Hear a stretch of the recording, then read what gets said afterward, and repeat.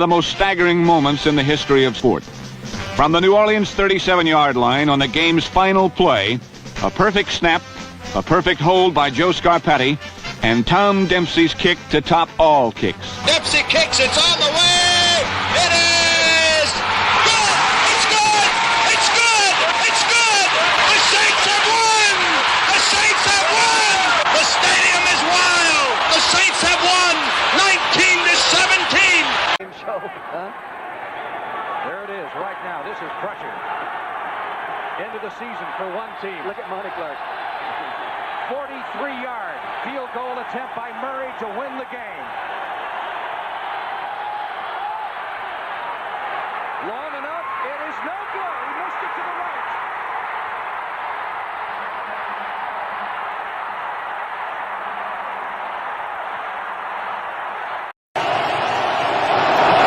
On its way.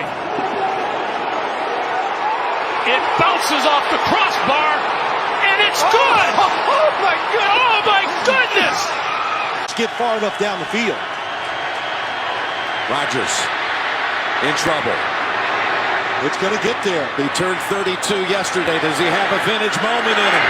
In the end zone, it is caught for the win!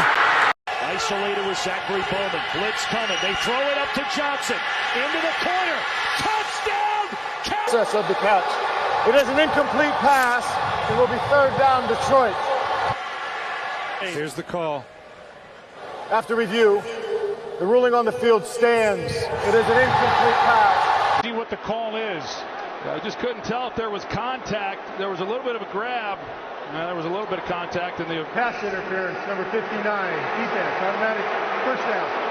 It's a huge call. A huge call.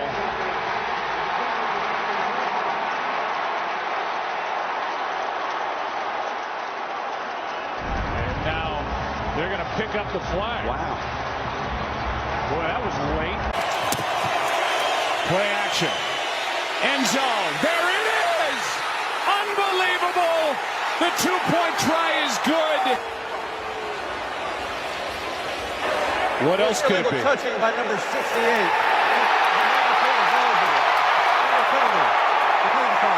So the call is an illegal touch.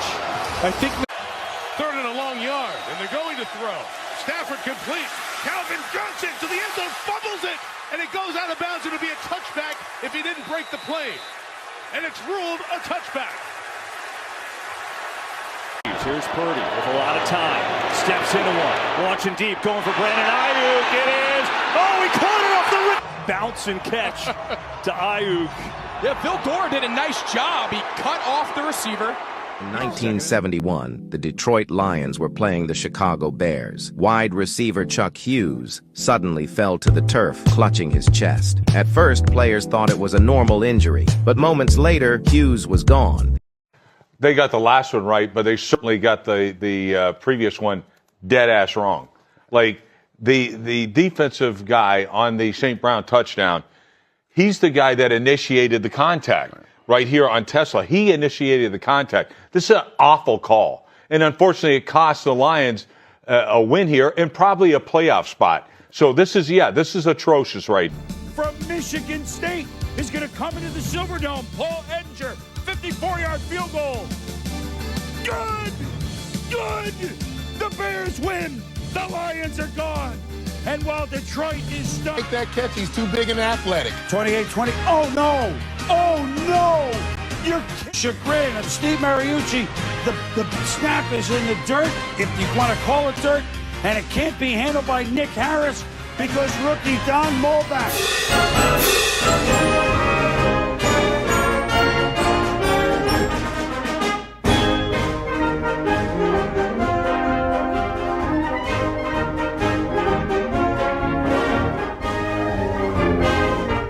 We have Joel Walkowski on our Detroit Lions Tortured Fan podcast today. Joel, thanks for joining us. It's a real pleasure. What is up? In full disclosure, Barry was my high school psychologist. I do remember having to talk to this man when I was misbehaving in like freshman, sophomore year. So now I get to see you without feeling like I did something bad. In fact, That's I feel like I did something good. I wrote this book. I was amazed that you remembered me. I hope I was helpful and you remember me in a positive way. Yeah, I mean, you're good, and I remember you were the golf coach, right? Because I was boys with a lot of people on the golf team, so I they was the golf evoked your coach. name quite a bit. It's unbelievable. What a small world. When you told me that you were at Dearborn High when I was working there, I could not believe it. It was quite an interesting connection. Anyway, Joel, you are the author of Honolulu Blues, How Loving a Losing Football Team Created a Winning Man. And I have to tell you, it's just out this past month, right? In July? Yeah, July 14th. It's been out like a month today. Correct, correct. And it is a great book. I want my audience to know that this is a fantastic book. Now, Joel, the truth is, I should be a little bit upset with you because your book kept me up many nights last week. I could not stop reading it. I read it deep into the night and I finished it in about 3 days. And it was just a really well-written book. Now, let me just ask you, because I don't remember from the book, you went to USC. Should I assume that your degree was in journalism? It was in film, actually, but then I started writing seriously. And I think like really what helped the book the most is I spent a decade plus as a stand-up comic, right? Right. And the secret to stand-up comedy is word economy and combination. So no matter what, I was trying to get the right combination of words. If I massaged every excess word out of it. So like it's lean, it's effective, and I think it goes to some dark places while still getting laughs. So oh yeah, it was extremely funny. I want you to know, especially the first half of the book, I was laughing out loud multiple times. So I was not surprised that you have a background as a professional comic. Did you say 10 years in New York you were there? I mean, probably more. I'm still there now, so I work for GM during the day, so I'm back all the time. Right, and right. so, Michigan will always be my home. I'm there probably 4 months of the year easily. Right. But I have roots in New York at this point as well. Like this is where my recovery community is, and this is where I play a lot of basketball. Sure. So you're still doing your stand-up comedy? If I'm asked to, I prefer, but like I put all my eggs in the book basket, right? Okay, like I thought there was a great book about the emotional experience of being a Lions fan, and I spent 3+ years all day, like every day, trying to get that on the paper. Well, you did a fantastic job. I want you to know it's a really outstanding book, and you're an outstanding writer. Now, I have a little surprise for you before we really get into the interview. And my surprise is from page 155 of my book. Okay, and there it is. I don't believe it. We're good. The new Detroit Lions. And this is on page 155. And you will identify with what I'm about to say here. But please excuse my voice because I'm about to sing a song, okay? You are very famous in the book for singing Gridiron Heroes a lot, even when they were losing. You said in the book that you'd always sing the song. Well, in my book, I wrote a different version of the song. Oh, let's go. Okay? And this is the version that I wrote. Backward down the field, a doubting team that always yields. And when the blue and silver wave, close your eyes and pray, rah, rah, rah. There we go. Go soft, lose the game. With shame, you will keep your name. Retreat the field and gain another Lions loss. Go to hell, Lions. Nice work there. I can see it be like, granted, I like singing the song. It's very joyful in blowouts. Is there some irony to it? Yeah, of course there is. But of course, I think it's what ties us together. And I do think, interestingly enough, go hard is a common phrase in hip hop. Right. And I think that Gridiron Heroes might be the first ever instance of go hard being said. I see. Interesting. It is a fabulous song. The lyrics, the music is beautiful. I love it. Obviously, I've been listening to it since I'm 10 years old now. I wanted to tell you what the Lions have been going through the last 3 years. It reminds me a lot of following the Detroit Pistons in the late 1980s before they won their championships.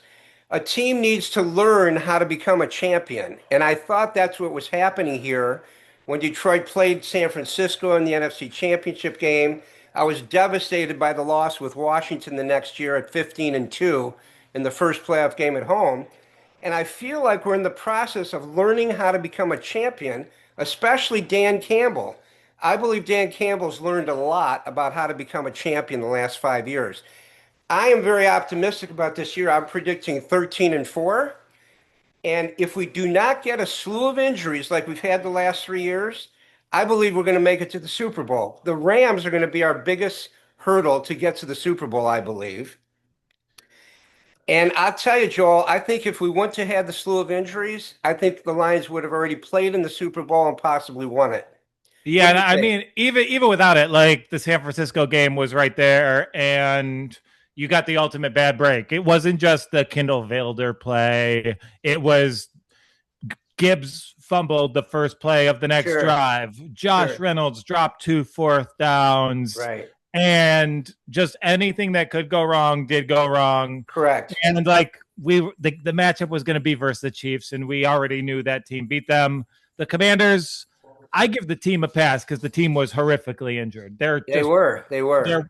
And they didn't call the game. Ben Johnson did not call that game like his defense was destroyed. Like, I mean, we had a lead in that game. We were driving. We were deep in the Washington end, and Gibbs was getting 8-9 yards a carry. Goff drops back to throw, turnover, and the game changed on that play. And immediately. And if you know you're down, I think it was 13 defenders were on the injured reserve. Right. Like our best defender was like Zadarius Smith, who was on his last legs. Like if that's your circumstances, trust your running game. Trust your O-line with 2 Hall of Famers on it. Right. Maybe don't have the biggest pass of the day thrown by Jamison Williams. Right. I get you. So do you believe we're going to get to the Super Bowl either this year or next year? I mean, this year, I look, the schedule is as lucky of a break as the Lions franchise has ever had. Right. I think this is the year the Packers will finally fall back to earth, given the fact that they seem to hate their coach. Their two of their best 3 players are coming off ACL tears, and they don't have the reinforcement of a first-round pick. And Chicago is the regression team, and as we saw last year, losing a Pro Bowl center after the draft and free agency. Center is the second hardest position to replace. Right. Like there simply aren't a lot of centers. I do have a lot of fear of Minnesota. I know that's crazy, but Kyler Murray has tools, and Kevin O'Connor has gotten a lot of good quarterback play out of mediocre quarterback. Plus, like that defense Flores is an incredible defensive coordinator. Yeah. Okay, well, look, you never know which team might pop up, right? I have us 12-5 losing to the Rams in the NFC Championship. That's not a bad prediction because I believe the Rams are going to be a very tough team this year with adding the defensive lineman Garrett, right, from Cleveland. Now, let me just say this. What I wanted to go on with is your book is an amazing blend of Lions football, the last 69 years of torture, the way I describe it. Less torture during the Campbell last 5 years, correct? But it blends the Lions football, the love of your father, and your amazing story about recovering from a serious addiction problem. Those 3 themes were so well blended and are so interesting and moving that it really touched me on a lot of levels besides the football aspect. Now, I actually have to be honest with you, as was the case growing up, I have a sense of jealousy of anybody that had their father. You had your father until your 30s. My dad died when I was 6 years old. Sorry to hear. I appreciate it. I was always jealous of anybody that had their father for an extended time past childhood. It's not a surprise that you were a professional comic, like I said, because it was an incredibly funny book. Incredibly funny book. Um, your book is a tender love story about fathers and sons. That's how I would describe it. Um, it reminded me, and obviously the glue that held you guys together, you and your dad, was the Detroit Lions and sharing that love. You talk about it throughout the book. Your story with your dad reminds me of what happened on TV halftime at Thanksgiving about 5 years ago. They had a story about a woman and her father from the Upper Peninsula. They owned a sports bar, and the dad had died, and it was a tribute to her dad. They drove down to every Lions home game. It was 6 hours there and 6 hours back. And they did this for years. And it was a very moving tribute between a father and a daughter sharing this thing with the Detroit Lions. So your story reminded me a little bit about that. Yeah, and I think that like I told a very personal story, but I do think by punching in so close to myself, like I think every Lions fan has their own version of this, and that's like the conceit of the book. Like, oh, when we have those heartbreaking losses and the refs cheat us out of a hard-earned victory, Pittsburgh, Green Bay, you name it, like part of me goes like, oh, this is the way my life is supposed to go. Right. And I think that process, it'd be silly to think that ends when the game does. And like Detroit, the Lions, they were on top of the world in the middle of the 20th century, and they had to really claw their way back from a tough set of circumstances and a lot of, just being discarded and put into the hands of very shoddy caretakers. Right. And like, with my dad was special needs. He had some stuff happen early in his life that kind of stunted him. And like the process of loving my dad, it's no different than loving his team. Like, oh, are they going to give me everything? No. But what they give me, pretty good. Right. I always say this, but like the Lions could never win a game. They still infuse my life with ritual and ceremony and community, which those are human needs we've always had. A Super Bowl just got invented in the late 60s, so I'm doing all right. Right. No, it's a good point because, for instance, no matter where I am, Sunday at 1 o'clock typically, I have got to be in front of my TV. It's tradition, right? Absolutely. And we do have a lot of 425s this year. I know That's true. There's a lot of different, plus national TV there on Thursday night and Monday night and Sunday night, right? Yeah, we're bouncing around a lot. That's the one downside of being a good team is like you don't have the ritual of your week. It's not the Sunday at 1 o'clock. Like Browns fans, they can plan out their whole autumn right now. So listen, so as I go on here, and again, I thoroughly enjoy your book. Fans, I recommend you buy Joel's book, Honolulu Blues. It's a fantastic book. So now, since I read the book, Joel, you clearly owe me a marshmallow. Two marshmallows. Two marshmallows. Okay. And now, that's the fun part of the book. And like the one real creative liberty I took is like, it's a memoir. It's history, but there's cheeky footnotes running throughout the whole thing. It is very clever and very funny. And I want to tell you that I remembered Mr. Gibbs at Dearborn High. He was obviously a star teacher there. He was the most famous, well-known teacher in the media lab and all the things. Because I had a lot of students who were with Mr. Gibbs. I didn't know him very well personally. I knew of him. But Mr. Gibbs would be very proud of you today, Joel. And the three principals that I worked for would be very proud of you, Mr. Guido, Mrs. Colby, and Mr. Boffman. I don't know, maybe you were already gone by the time Mr. Boffman was the principal. No, Boffman was my vice principal. Vice principal, okay. But Mr. Gibb, he changed my life. Like I knew there was a pipeline from Dearborn High to a career in the industry. And I went all in. I took it. And like as soon as I graduated, he got me a job working in production at Ford. He helped me get into USC. So it was a springboard to a greater existence. And like, I don't know, my dad lost his job when I was like 10 and never got another one. Right. So there was like a desperation, a hardship. And like to any younger listeners, Detroit of 2026 is much different from Detroit of like 2002, 2003. Right. Like the recession was very strong, very impactful, and like there just weren't a lot of opportunities in Detroit at that time. Right, right. Well, Mr. Gibbs not only helped you, but I'm guessing helped a lot of young people from Dearborn High School start their career and have a certain outlook about life and how to reach maybe a dream that they had. Yeah, because he always said, "Don't dream it, do it." And like to do something big, like writing a book, you know, being told you're able to do these big goals when you're 16, 17 years old, like that changes you. And like, right. I feel like I've lived my whole life under just chasing a self-imposed task that only I see the meaning of. Okay, okay. And Mr. Gibbs, that, like you said, don't dream it, do it. That's a very interesting statement from him. Now, you have to understand, I'm not sure if I let you know this, but I happen to, well, you know, I'm a clinical social worker and I'm a psychotherapist. So, because I'm a psychotherapist, your story really resonated powerfully with me as far as the relationship with your dad, his disability he dealt with, your problem with addiction, and tying that so neatly and beautifully to the love of the Detroit Lions. It was really quite a amazing job you did in the book. And I think it's important to know that like I think this book had a very organic like creative process around it. I was in Smart Recovery. It's a cognitive behavioral therapy backed recovery program. Right. And they asked me, "Hey, what's your goal?" And like I wanted to be a writer back when I was like 19, 20. Addiction really derailed that.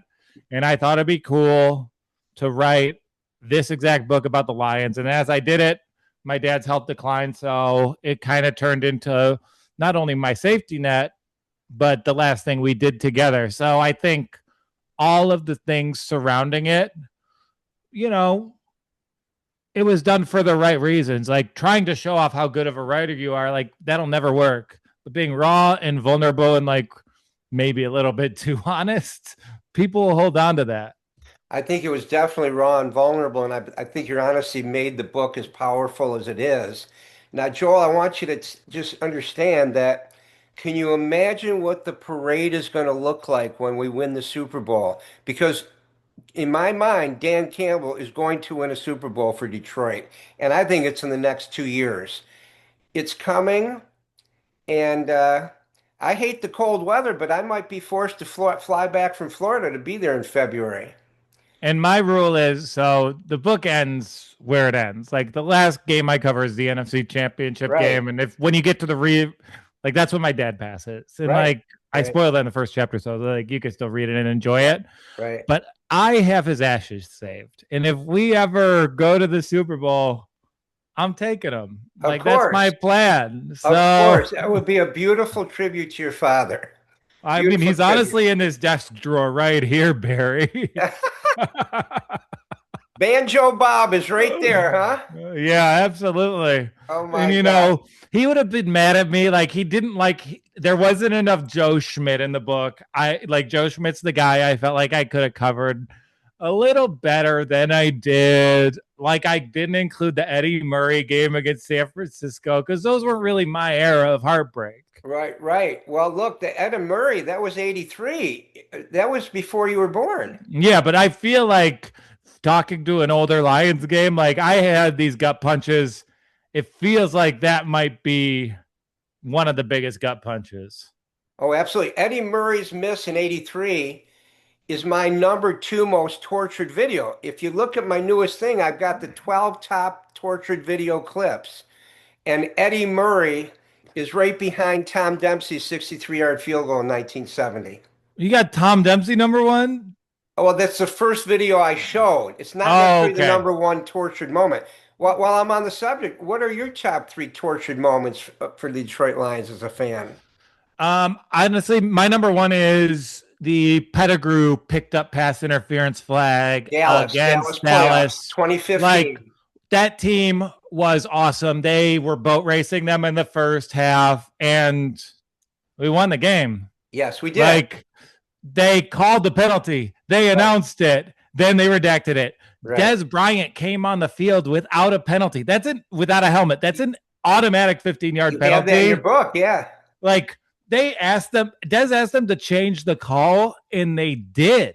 So like that just seemed Stunning. the most rigged thing.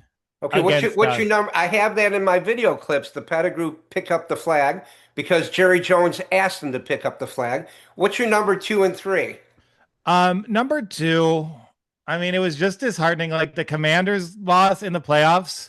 Right. Like I was there. If the Lions have a postseason game, I'll move heaven and earth to go.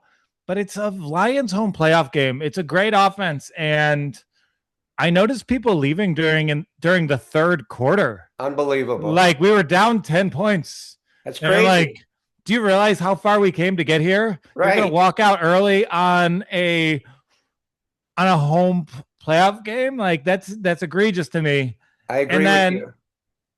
I think just based on the amount of times it's been repeated, we can go a tie. We can go Brett Favre, Sterling Sharp, or we can go Aaron Rodgers, Hail Mary. Like Miracle in Motown. Both of those are brutal. I'll give the nod. Like Favre was higher stakes and like really ruined a good era of like we could have gone on a run that year. Right. Unbelievable. You got some good ones there. So let me see. With your name Walkowski, is that a Polish background? Oh yeah, we'll give it away. Well, yeah, the name Walkowski. Now the reason I asked is because I'm half Polish myself. My father was born in Poland. Okay, came here when he was 11 years old, like in 1911, long time ago. And his name in Poland before he came to the United States was Schmulowitz. And they changed it to Schumer when they came to the United States. So I'm thinking to myself, you probably have some Polish background. We have that commonality besides writing a book about the Lions. So if we ever do a joint Lions podcast, Joel, is it going to be the Barry and Joel Lions podcast or the Schmulowitz and Walkowski Lions Schmulowitz and Walkowski. You but like I that mean, better? Look, if we're working with a Barry, if there's one name that the Lions fan base respects, it's Barry. I'll just have to change my first name to Indomitian to keep up with you. Indomitian Walkowski. That's a good one. Now, look, before I let you go, I want to go over a few points from your book that I took notes on your book. I was so impressed by it. And these first two from your book, and I'll try to not do too many to have the fans have too much information. And I think you should spoil the book. That'll get like the book is good enough where you'll enjoy the ride. Like, why would I say learn more? No, I want to make you guys fall in love with it. I want to make you guys go to Amazon or your local bookstore and order Honolulu Blues as soon as you listen. There you go. So I am now going to make them fall in love with some of these comments. So the first one I have is, the point of existence is to transcend suffering. The point of this team is to provide suffering. I thought that was classic. Absolutely classic. My next one is, Ford offers Millen a job in 1999. I'm not qualified, says Matt Millen. It will be the only time he properly evaluates talent. And can I say, for all of the bad things, Matt Millen's reputation is justifiably horrible. Right. But the decision made that screwed everything up was putting him in charge in the first place. He told people he wasn't qualified for the position. And William Clay didn't listen to him. And it's not like he was just in charge of player personnel. He was put in charge of the entire corporation. Correct. So I don't even know if it made like the book. It might have. But 2 months into his regime, the team couldn't win a game. And he was frustrated because he had to figure out Michigan's maternity leave law, where it's just like, why is a former linebacker put in that position to like, not just build a team, but to run all the white collar aspects of a hundreds of $1 million enterprise? He has no idea what human resources issues are. Of course. So anyway, while we're on Millen, you taught me something in your book that I did not know. I did not know that Millen wanted to draft Aaron Rodgers. And William Clay Ford said no. Yeah, and like they even scrambled because like Millen really wanted Aaron Rodgers. Supposedly, he gave this info after the fact, but drafting Mike Williams was just a last-minute decision, and they threw him in there. And like Mike Williams was, and it's weird because I was like a 14-year-old boy throughout this when Millen was around. Right. I agreed with every move Matt Millen made. I was like, let's go. Rodgers and Williams.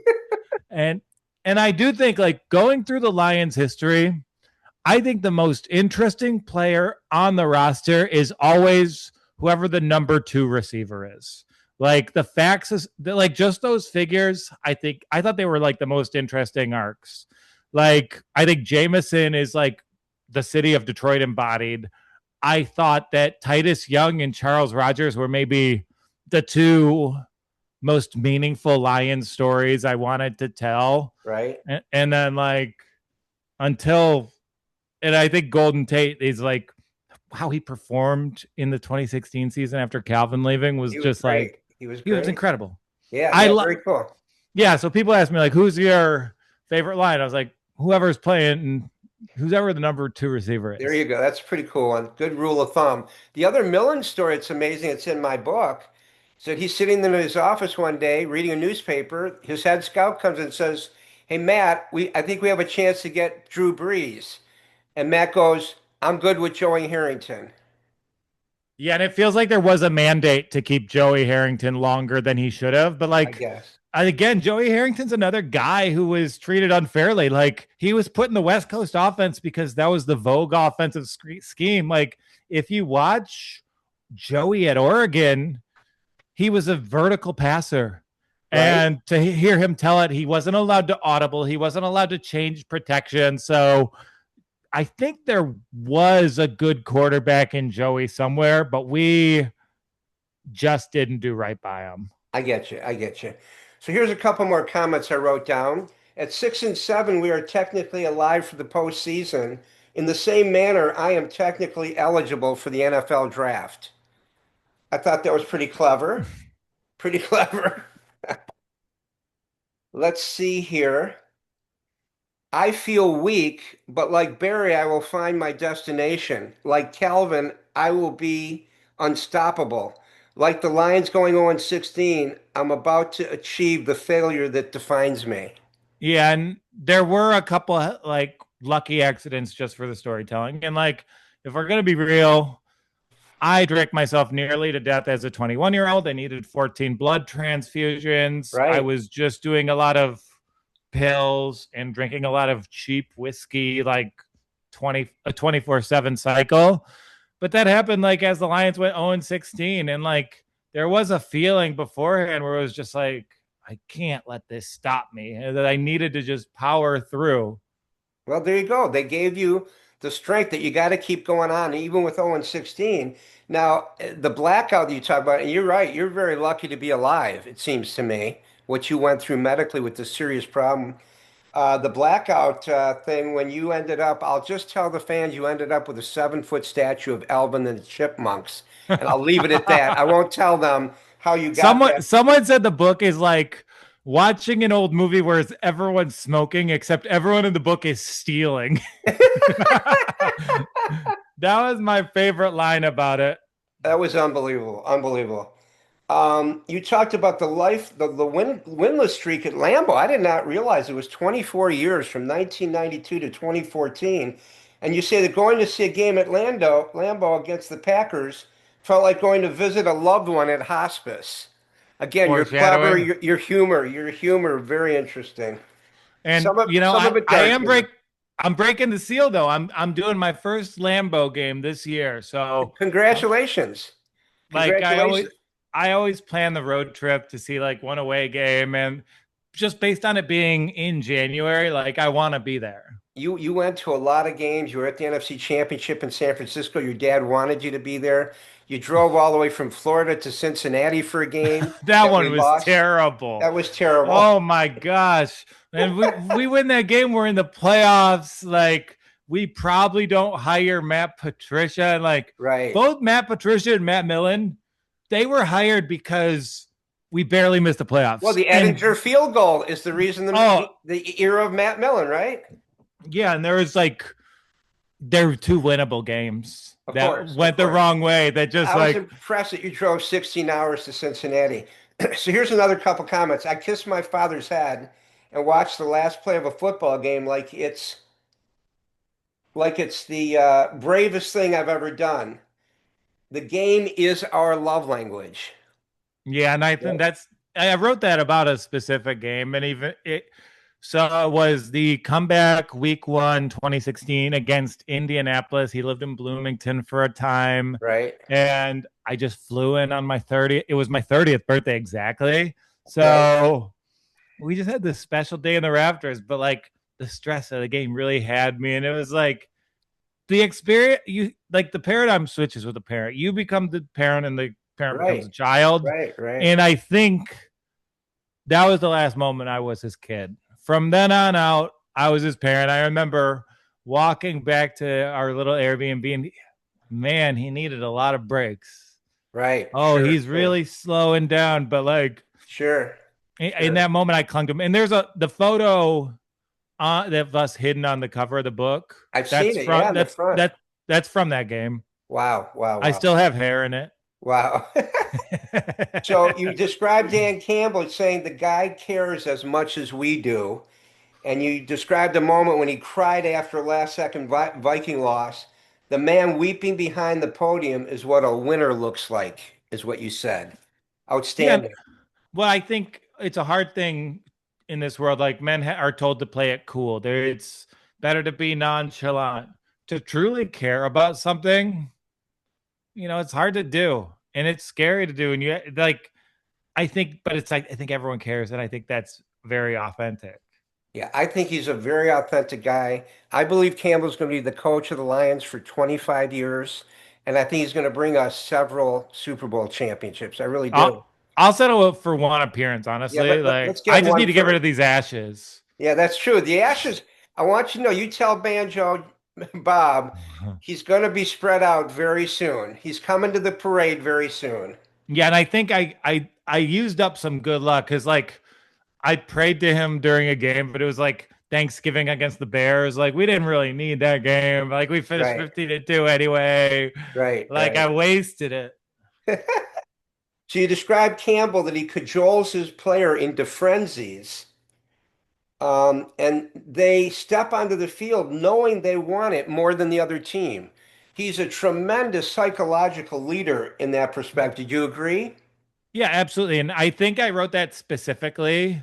So it was like when we got hot to end the 2022 season. Right. Like we played a road game against the Jets. It was freezing. Right. We were more or less mathematically eliminated. Like we went on that great run, but even as it started, I know we got eliminated the last day, but it was always very uphill battle. Right. I remember I watched defensive tackle John Kaminsky coming out to play in this freezing game with both his hands wrapped like fucking clubs. He looked like a lobster. I was like, I can't believe how willing they are to fight for this guy. Yeah, it was. I think they went 8-2 at the end of that season.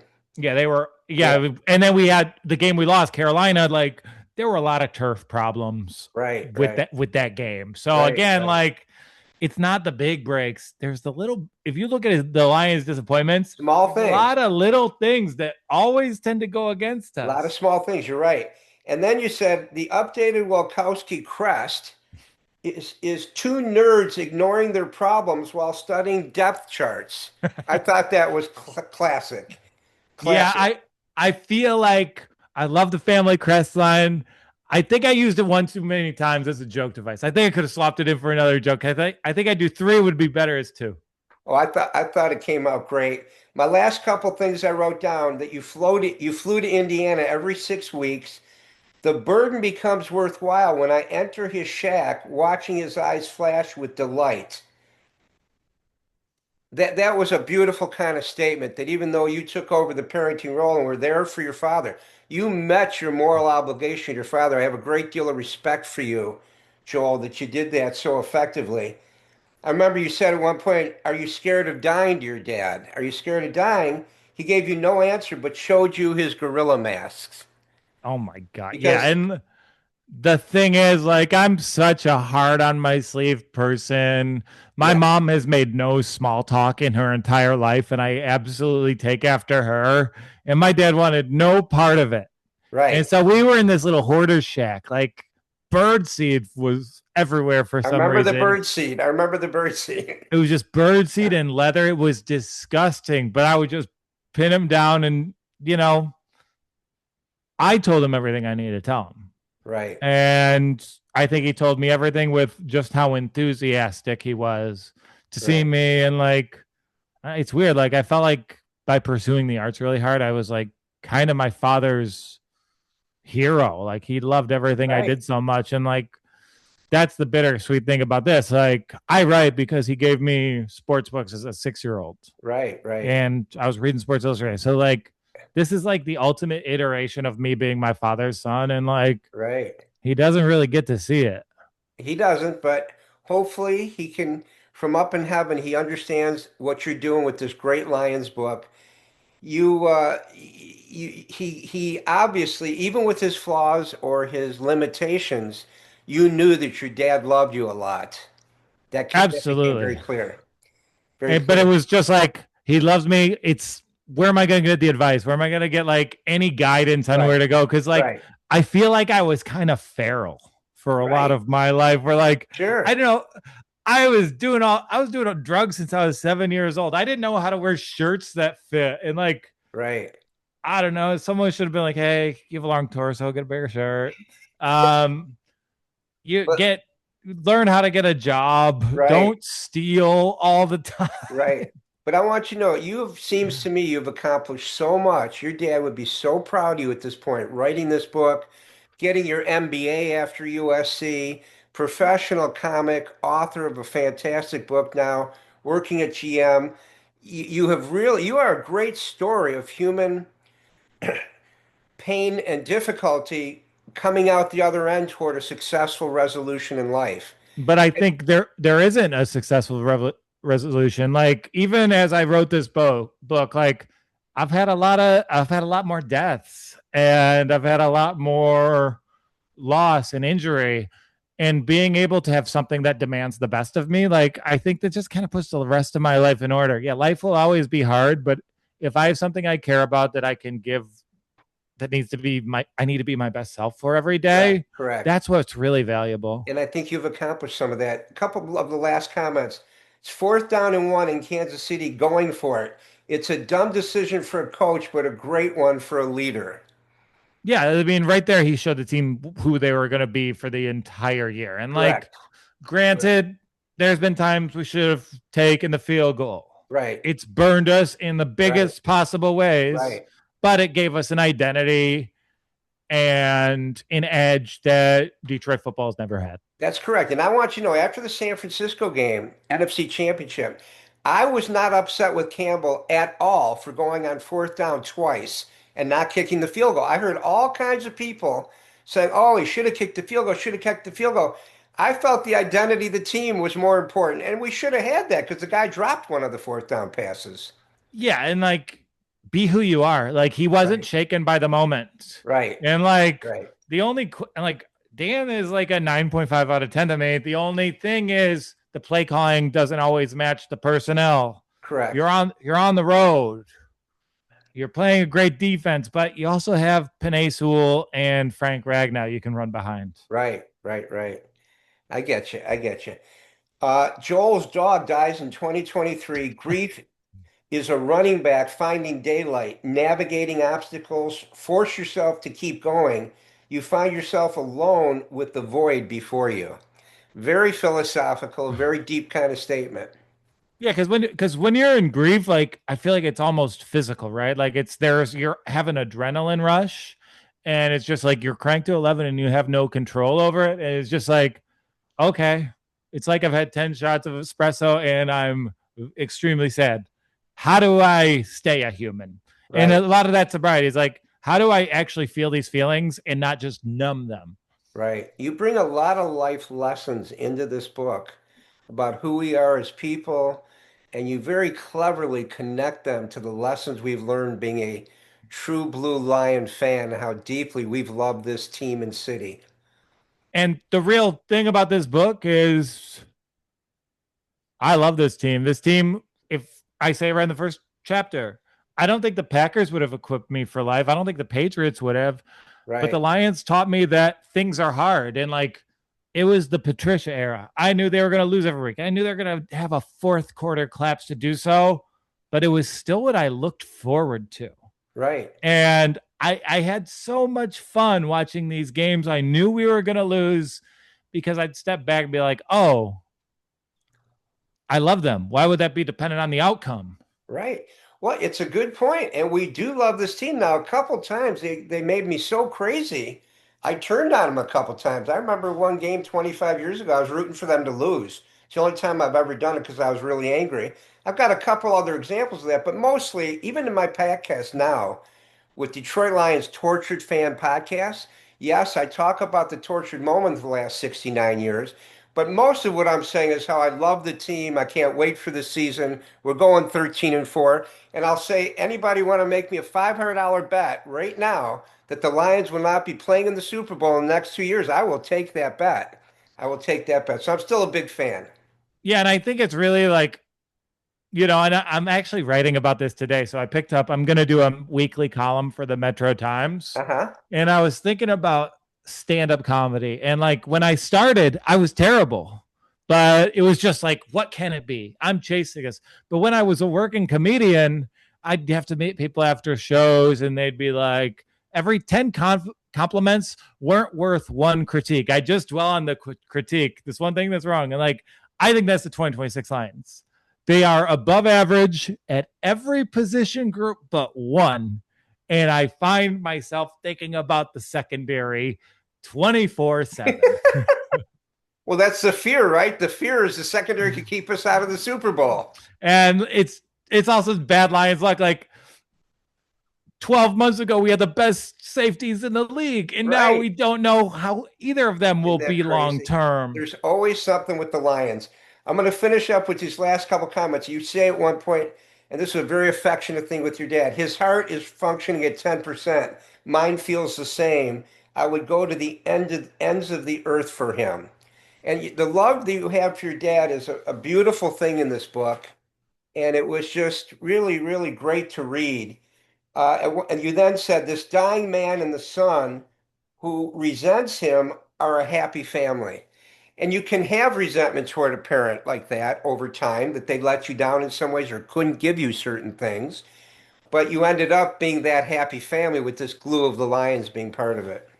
Yeah. And I love my father a lot, but I also feel a lot of other emotions towards him. And I say in the book, he would have been a great uncle, an awesome cousin, as the person who is supposed to be your lighthouse. Like it just, I know I'm very sorry about what you went through and not having a dad around. Sure. But like in some ways, like being put on a different trajectory instead of neutral, it's like, oh, I was positioned to have some things to overcome. Right. Now, the advantage, I'll tell you what, besides the loss I had in my life, in a way, it could be advantage because I saw other young men that sort of hated their fathers. So on the other hand, I never had to go through that either. I never had to go through deeply resenting or hating a parent like I saw some people go through. So, life is funny, the lessons it teaches you. One of the most beautiful things, too, that I saw in the book, Joel, are you there? Yeah, I am. I think I just buffered for a second. Is when you were standing for the national anthem in San Francisco for the NFC Championship game, you say in the book that you were bawling your eyes out. And, that moment really brought up the entire time of being a Lions fan that had hit you at that moment. I'm here watching this team I love in the NFC Championship 60 minutes away from the Super Bowl. And if that's actually the story of the book. Correct. I go at the very start, I'm going into a basketball game. I find out my uncle's dead, and I'm like, you know what? I can't get a flight. I'm here with a friend. Let's talk it out as the game plays out. But I couldn't cry. And at the end of the book, like, I'd done a lot of self-inventory. Life got a lot harder. I'd changed and grown, and I could cry. And I think men really have a tough time expressing their emotions. So to do that through the prism of football, like, I want to make self-help for bros that they could relate to. Well, you're right. Men do have a hard time expressing emotions. And at least with football, it's more acceptable on some level. It's more acceptable to express your emotions that way. I had forgotten that your uncle had died right before that game or right before that. Now, this is a great one. You called the helmet boink in San Francisco when you watched it, where the guy caught the ball. And this is one of my 12 videos of an I don't believe it moment, tortured moments. And you said about that, if I die and go to hell, the devil won't be waiting for me. This play will. That play will. That was hilarious. Again, there were times in this book. But that wasn't a joke at all. Like, if that play gets brought up to me, like, I kind of disassociate for a second. It's hard not to think, like, what if, whenever that play gets up, and like, I don't know, I won't even read my Kindle anymore since that play. That was an amazing play. Then there was a comment, my last two that I have here. How was the game, you were asked? And you said traumatic. I'll be figuring it out, how it damaged me the rest of my days. I effing loved it. So even with the pain of losing, and I agree with you. I want you to know, when they lost San Francisco, I wasn't that upset for some reason. I was much more upset the following year when they lost to Washington. And like, really, the hard times make you who you are, and the Lions are no exception to it. Correct. Like, to just show up somewhere, to get on a plane and just stand in the sun and be hopeful and Correct. have it not come true. Like, I don't know, you're choosing to believe in something. Even if you get hurt, at least you're giving yourself to something. There's real authentic passion. Like, it's correct. And like, it's kind of like recovery. Recovery isn't white knuckling forever. It's killing a half hour a bunch of times. So whatever can hold you and really you give your heart and mind to, like, that's who you are. And that's kind of what the Lions are to me. The Lions are that. And I felt so good, even though I was disappointed they lost and they should have gone to the Super Bowl. I just had such a good time with the season. I had such a great time that I wasn't really that devastated when they lost to San Francisco. So that was good. And the last one I have here is, Bob didn't parent me, but I got kindness, humor, and far too many switchblades. And I won't tell the fans about the switchblades. They're going to find that out on their own when they buy your book. No, and here's the thing. It's Lions history. It's a lot of like raw, authentic emotions. And then at the center, my father is a comedic star. He's goofy as hell. He's doing bits on his deathbed. So like, one thing I have to deal with in the book is he keeps getting accidentally resuscitated and he's wearing an arrow around his head. Right. I remember the arrow. Yeah. He's like, and the Lions, we're linked. We've got our own arrow, man. So I see the arrow. I think of my dad. Joel, I want you to know this was a pleasure talking to you today, and tell fans where they can get your book. Yeah. And my book is Honolulu Blues: How Loving a Losing Football Team Created a Winning Man, from Matt Holt, Simon & Schuster. It's available everywhere. If you're in the Michigan area, there are signed copies available at the Troy Barnes & Noble. And I'll say it's got 5-star reviews from people from major publications, and the critical and personal reception hasn't been stronger. And if you buy it and you don't like it, hit me up on Venmo. I got you. I'm Honolulu Blues, available. A money back guarantee. Wow, that's pretty impressive. Impressive. I'm a gambler just like the Lions. I'm Jameson. I'm Karras. Like, I'm in the Lindell AC. I'll put my money on the table because the Lions, we're gambling men. So I got to be true to the family. Lindell AC, classic. Well, Joel, maybe one day we'll do a book signing together with our books, and that would be interesting.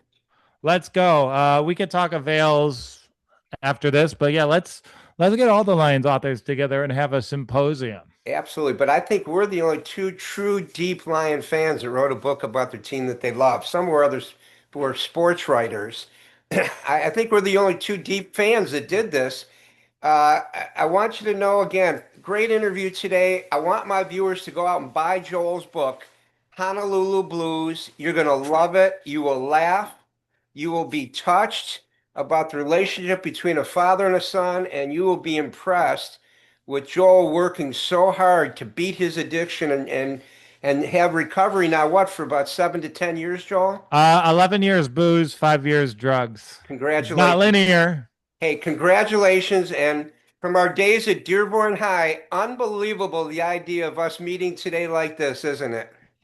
It's crazy. I can't believe it. It is crazy. Yeah, I don't believe it. That's the name of my book, right? I don't believe it. Joel, you have a great day, and I hope to talk to you soon. All right. I'm down to come on anytime. Just give me a shout. Very good. All right. Thank you. Later. Thank you. And they give us to Barry Sanders. Oh, what a move as he breaks it to the outside. Still on his feet and has a chance to go. Got to get him. He just put a move on Reggie White from the 15-yard line. And give it to Sanders. Oh, what a move! Oh, my! And you know what? There's been a lot of defenders this year, over the years. Never lay a glove on Barry Sanders when you have him dead to rights. Otis Smith, he just joins that list. The third wide receiver for the Lions. And here is Barry Sanders. What a juke up the middle. And Barry Sanders into Tampa Bay territory. Sanders at the 10, he'll score. Touchdown, Detroit. John Lynch was the unblocked man. His jockstrap is laying, think still, on about the 20-yard line. Sanders found the hole. Puts the move on. Look out. Watch this. He turns him completely around. Watch this. Here. Goodbye. Hello. Where are you? Thank you.